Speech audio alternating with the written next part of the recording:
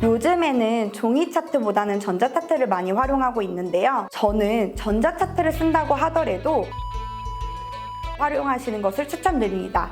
그 이유는요. 아무리 똑똑한 전자 차트라고 하더라도 우리는 안녕하세요.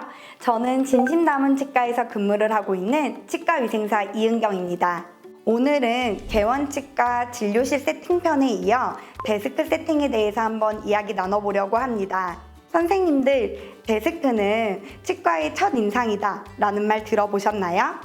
환자분들이 처음 내원하셨을 때 맞이하는 곳이 데스크이기도 하고요. 두려움을 가진 환자분들이 내원하셨을 때 그 두려움을 조금 더 다독여 드리는 부분도 데스크에서 하고 있습니다. 또한 진료에 대한 신뢰감을 주는 것도 데스크인데요. 오늘은요, 이렇게 어려움을 느끼실 수도 있는 데스크에 대해서 한번 이야기를 나눠보도록 하겠습니다. 개원 전 놓치기 쉬운 필수 준비사항에는 뭐가 있을까요? 가오픈 전이라고 하신다면 대기실을 한번 체크를 해주셔야 합니다. 대기실에는 필수 게시물이 4가지 정도가 있는데요. 1. 환자의 권리와 의무. 2. 치과 내 CCTV 설치 안내. 3. 재증명 수수료에 대한 내용. 4. 우리 치과 비급여 수가에 대한 내용이 있습니다. 그 외적으로도요. 우리 2024년 5월 20일부터 병원 내원 시 신분증 필수 지참이라는 내용도 있고요. 오험 진료비에 대한 할인 혹은 면제 금지에 대한 내용이 있습니다. 만약에 우리 병원 개원을 업체와 함께 진행을 하고 계시다면 업체에서 우리 병원 인테리어에 맞게끔 작은 편말 형태로 만들어 주시거나 아니면 아크릴 게시판 형태로 만들어 주실 거예요. 만약에 업체랑 같이 하고 있지 않다고 하면은 실장님께서 직접 게시물을 만들어 주셔야 되시는 경우도 있는데요. 가장 쉽게는 파워포인트로 만드는 것도 가능하다고 말씀을 드립니다. 미리 캔버스라든지 아니면 망고보드라는 사이트를 이용해서 템플릿을 활용하는 방법도 있습니다. 안내사항이기 때문에 화려하지 않으셔도 돼요. 그렇기 때문에 실장님들이 너무 부담 갖지 않고 만들어 주셔도 됩니다. 법정 의무 교육은 어떻게 진행해야 하나요? 우리 선생님들께서 개원치과를 시작하시면 실장님들이 우리 법정 의무 교육은 어떻게 하지? 라는 생각을 많이 하십니다. 저는 일단 우리 병원이 원장님 포함 5인 이하의 병원인지 아니면 5인 이상의 병원인지 먼저 체크를 해주시는 것을 추천드립니다. 만약 우리 병원이 원장님 포함 5인 이하라고 하신다면 병원 내에서 자체적으로 교육을 하실 수가 있습니다.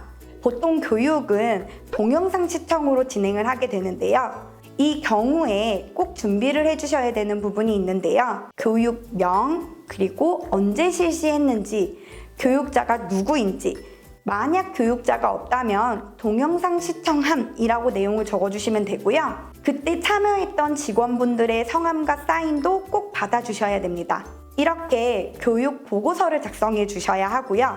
이 교육 보고서는 나중에 보건소로 제출하셔야 되기 때문에 꼭 작성을 해 주셔야 합니다. 또한 우리가 정말 했다는 증거로 같이 동영상 시청하는 모습을 사진으로 남겨두시는 것도 추천드립니다. 만약에 저희 5인 이하가 아니라 5인 이상이에요. 그럼 어떻게 하죠? 이럴 경우에는 치과로 혹시 법정 의무 교육 하셨나요? 라는 전화 받아보신 적 있으실 거예요. 5인 이상이라고 하신다면 그 전화에 끊지 마시고 혹시 법정 의무 교육 어디서부터 어디까지 해주실 수 있는지를 체크 부탁드립니다. 만약에 법정 의무 교육을 준수하지 않았을 경우에는 어떻게 될까요? 과태료가 부과될 수 있습니다. 산업보건안전교육을 안 들으셨을 경우에는 반기별 최대 500만 원 이하의 과태료에 처해질 수 있고요. 또한 장애인 인식 개선 교육, 아동학대 신고 의무 교육을 안 들으셨을 경우에는 최대 300만 원 이하의 과태료, 성희롱에 관한 교육도 최대 500만 원 이하의 과태료가 부과되오니 그 부분도 꼭 체크를 해주셔야 합니다. 우리 병원에서 퇴직연금을 들고 계시다면 퇴직연금에 대한 교육도 같이 해주셔야 되는데요. 이 부분이 안 되었을 경우에는 최대 1,000만 원 이하의 과태료가 주어진다고 합니다. 직장 내 괴롭힘 방지 교육 혹은 개인정보 보호 교육이라는 것도 있습니다. 이 부분은 연말에 보건소에서 교육 확인을 하는 경우들도 많기 때문에 꼭 확인을 해주시고 교육을 들어주셔야 합니다. 혹시라도 기간 내에 보고를 하지 못했다라고 하시면 그냥 넘기지 마시고 보건소에 꼭 확인 한번 해주시면 좋겠습니다. 진료 시 필요한 신청기관이 무엇인가요? 이 부분은 일단 원장님과 먼저 상의를 해주셔야 되는데요. 첫 번째로는 공단 구강검진이 있고요. 두 번째로는 학생 아동주치의 또는 학교 구강검진이 있습니다.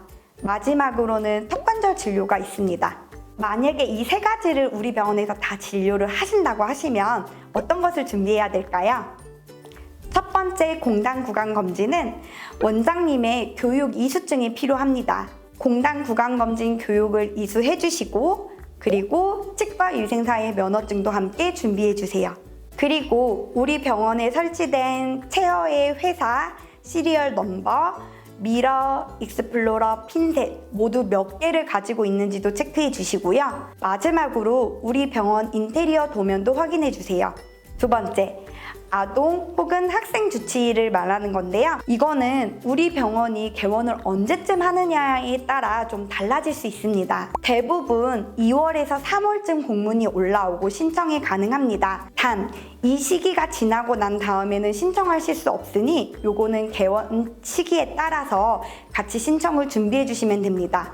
학교 구강검진도 마찬가지인데요. 대부분은 3월쯤에 학교에서 병원으로 공문을 보내옵니다. 하지만 우리 병원은 이제 막 시작한 개원치과이기 때문에 공문이 오는 일은 드뭅니다. 이런 경우에 원장님과 상의하에 주변 학교를 검색한 후 그 학교로 직접 공문을 보내는 방법도 있습니다. 마지막으로 턱관절 진료에 대한 내용인데요. 턱관절 진료도 원장님께서 턱관절 교육 이수를 해주셔야 합니다. 그리고 원장님 치과협회비 완납 증명서도 함께 준비해 주세요.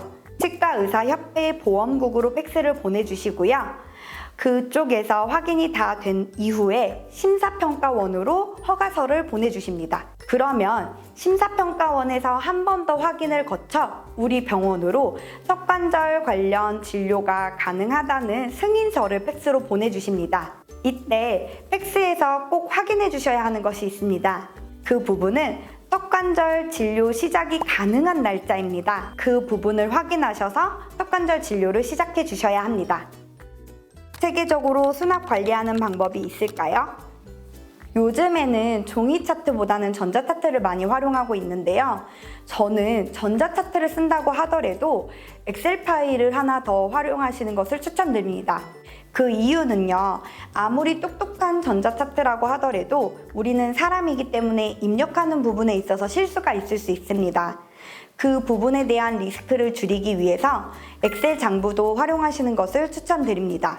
수납 관련된 부분에 있어서는 청구 프로그램을 어떤 걸 쓰시느냐에 따라도 달라질 수 있습니다. 일단은 원장님의 진료 프로세서를 먼저 받아주세요. 그리고 그 부분을 청구 버튼에 미리 세팅해 주시는 겁니다. 그래야 처음 진료했을 때 원장님 진료하시는 부분에 있어서 놓치지 않고 청구할 수 있는 방법이 되기도 합니다. 이 진료 버튼이 세팅이 되어져 있지 않으면 수납을 놓치는 경우들이 생길 수 있기 때문에 체계적인 수납 관리할 수가 없습니다. 그래서 처음에 청구 프로그램에 원장님의 진료 버튼을 세팅하는 것을 꼼꼼히 해주시는 것을 추천드립니다. 카드 사용에 있어서는 무이자 할부도 확인을 해주셔야 되는데요. 무이자 할부의 경우에는 여신금융협회에 들어가셔서 확인하시는 방법도 있고요. 아니면 직접 카드사에 전화하셔서 확인하시는 방법이 있습니다.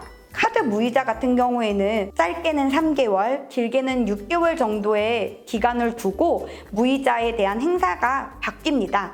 그렇기 때문에 이 부분도 우리가 조금 더 신경 써서 확인을 해주셔야 합니다.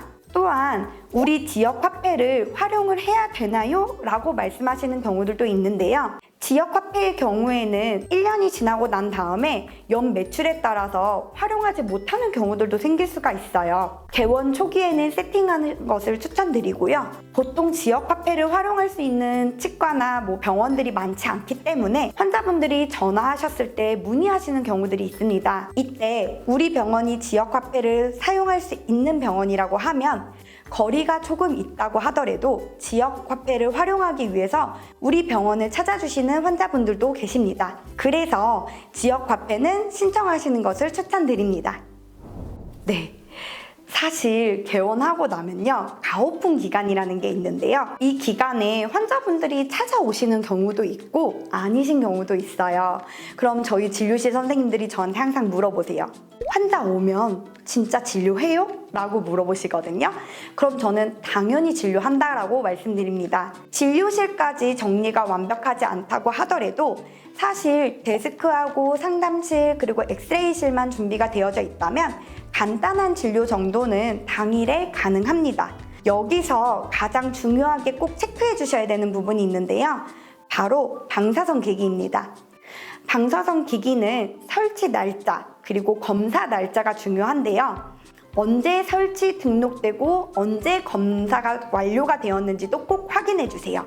그 날짜 이전에 환자를 진료했다면 그 부분에 대해서는 엑스레이 비용을 청구하실 수가 없습니다. 그렇기 때문에 우리 선생님들께서 가오픈 이전에 꼭 체크를 한다. 당연히 진료는 진행이 될 수 있는 부분이 있으니까 방사선 기기 등록 날짜, 안전검사 날짜를 확인해 주세요. 환자분의 간단한 진료 및 저희 병원을 처음 찾아주셨던 환자분의 진료 수입 또한 놓치지 않으실 수 있습니다. 지금까지 개원치과 데스크 세팅에 대한 Q&A를 함께 해보았는데요. 우리 선생님들께서 데스크 세팅하실 때 조금이라도 도움이 되셨으면 좋겠습니다. 이상 스텝 온리와 함께한 이은경이었습니다. 감사합니다.